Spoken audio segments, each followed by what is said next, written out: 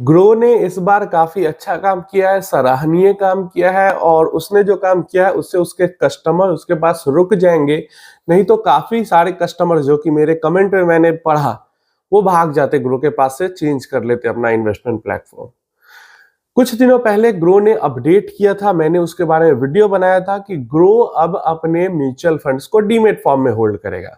जो पहले से इन्वेस्टमेंट कर रहे हैं उनका थोड़ा टाइम लगेगा, धीरे धीरे करके उनको ही मूव कर दिया जाएगा। जो जल्दी चाहते हैं वो मेल करके करा सकते हैं और जो नई इन्वेस्टमेंट होगी वो डीमेट फॉर्म में होगी। ग्रो ने अपडेट ऐसा किया था, लेकिन पता नहीं क्या हुआ, किसी ने इनको फीडबैक दिया जिसका फीडबैक इन्होंने सुना और इन्होंने तुरंत इस आर्टिकल को डिलीट कर दिया। ग्रो के ऑफिशियल वेबसाइट पे आर्टिकल था लेकिन उसको डिलीट कर दिया। अब कल 6 फरवरी को फिर से उन्होंने अपडेट दिया है। पूरा आर्टिकल उनके ऑफिशियल वेबसाइट पे अवेलेबल है, ग्रो के वेबसाइट पे आप जाके पढ़ सकते हो। फिर से उन्होंने अपडेट किया है कि वो इन्वेस्टमेंट को डीमेट फॉर्म में अब होल्ड करेंगे, म्यूचुअल फंड इन्वेस्टमेंट को।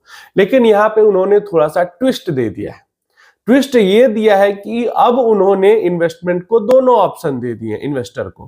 पिछली बार ये 2 ऑप्शन नहीं दिए थे उन्होंने, या फिर ऑप्शन दोनों ही देना था उनको, लेकिन हो सकता है उस टाइम पे अपडेट देने में कुछ गलती हो गई, आर्टिकल लिखने में कुछ गलती हो गई।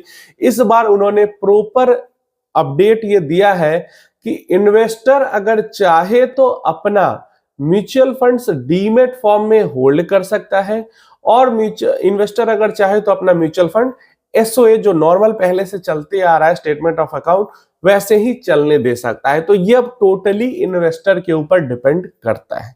अब देखो, कई सारे इन्वेस्टर जो है वो डीमेट फॉर्म में होल्ड करना चाहते हैं और कई सारे चाहते हैं कि नहीं, जिनको सिर्फ म्यूचुअल फंड ही इन्वेस्टमेंट करना है, कोई लोन अगेंस्ट म्यूचुअल फंड या मार्जिन वार्जिन का कोई मतलब कुछ काम ही नहीं है दूसरा, वो अपना चाहते हैं कि मेरा भाई नॉर्मल स्टेटमेंट ऑफ अकाउंट में चलता रहे।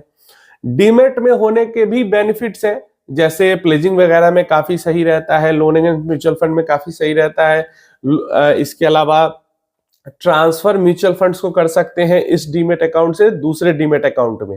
और डीमेट का एक बहुत, स्टेटमेंट ऑफ अकाउंट में आई थिंक ट्रांसफर जब तक आप मरते नहीं हो तब तक नहीं होता, लेकिन डीमेट फॉर्म वाले को आप ट्रांसफर कर सकते हो।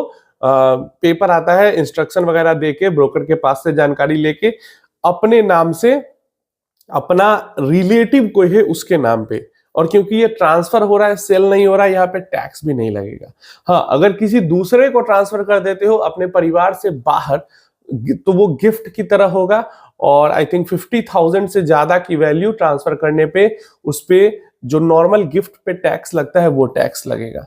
तो ये चीज होती है। लेकिन फिर वही फायदा है कि स्टेटमेंट ऑफ अकाउंट में है तो आप कहीं से भी विड्रॉ कर सकते हो, ब्रोकर के वेबसाइट से कर सकते हो, एमएफ सेंट्रल से कर सकते हो, कैम्स के फिनटेक से कर सकते हो, एएमसी के वेबसाइट से कर सकते हो। लेकिन डीमेट फॉर्म में हो जाती है तो सिर्फ आप किसी न किसी ब्रोकर के थ्रू ही विड्रॉ कर पाओगे। तो सबके अपने प्रोज हैं, सबके अपने कॉन्स हैं, दोनों ही अलग अलग कैटेगरी के लोगों के लिए फायदेमंद है और नुकसान देने लायक है।